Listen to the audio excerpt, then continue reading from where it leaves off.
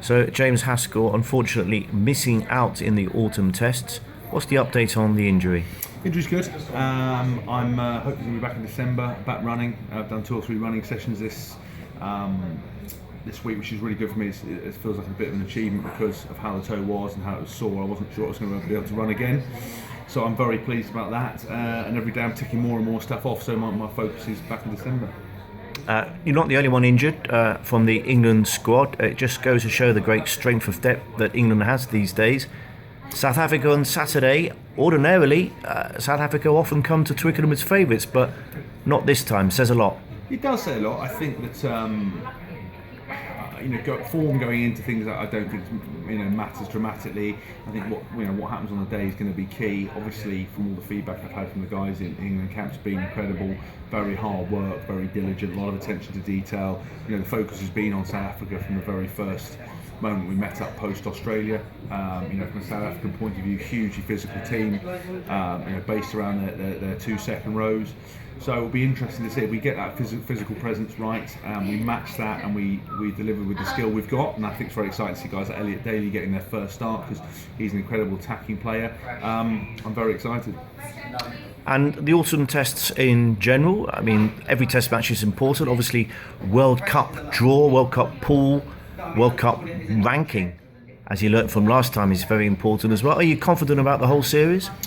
I think as a fan, which I'm reduced to now as I'm not involved, I think that I'm very confident that we'll go well. I think it's going to be exciting to see to how we go. But honestly, the focus has literally been on this first game against South Africa. That will tell you a lot about the mindset of the guys, how we go, and I think it'll be very interesting. I know from talking to the boys and talking to Eddie, the whole attitude has been right. What's gone before has been white clean. We've now got to take things on to a level. We're not where we want to be. The world ranking might say second, but we don't feel that we're up to that level yet. So we're going to keep working very hard to get those results. I'm very excited to see what's going on. I loved the rugby last weekend, Ireland, New Zealand. The Wales Australia game. It's such a good time to be a rugby fan. And you mentioned past results don't really come into it, but winning and losing is a habit. Very much winning is a habit at the moment. That can only be a good thing. You're getting used to winning matches. I think we are. I think with that it comes the attention to detail that goes off the field as well as on it. The decision making.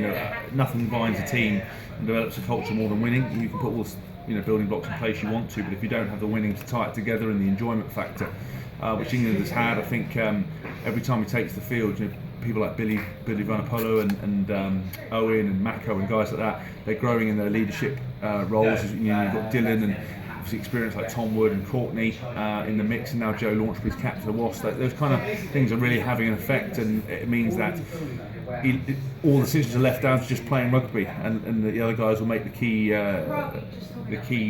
processes go well, and we'll see what happens. By South African standards, it's not been a great year, but one thing's for sure, you always know when you've played the Springboks, don't you? Yeah, very much so. It's when I played Super 15, they were always the most physical sides. Every time we played them, it was very much like a test match level. It was very intense, and you always knew you had to tackle their big guys. They're culturally, they want to challenge you. They want to come to a place, and if there's a gap between 2 players, they'd rather run at one of the players in the gap in the middle to impose themselves. And I think it's one thing knowing that; it's another thing dealing with them. I think the set piece battle's going to be very strong. I think the last couple of times we played them at Twickenham, we perhaps lost that initial battle and then came back and pushed things very close. We obviously can score as South Africa can, so it'll be very interesting to see how it goes.